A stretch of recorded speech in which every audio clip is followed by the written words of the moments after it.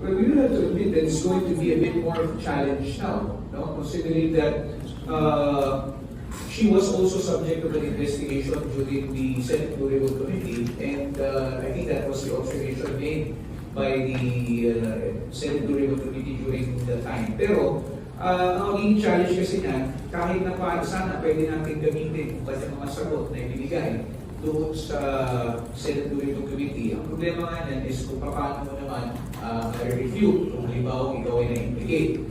So, kumbaga, hindi naman siya sabihin na total loss, but it makes the work a bit more difficult now than it was before. Kasi you don't have the person who may be a source of information, no, in implicating other individuals. So, yun, sa bandang yan. Pero, meron pa din namang ibang meeting na naanggulo ang ating mga investigador para alamin kung meron pang ibang pagkukunan ng impormasyon na maaaring gamitin at maging kapalit kung salaysay ni Yusek Obrador.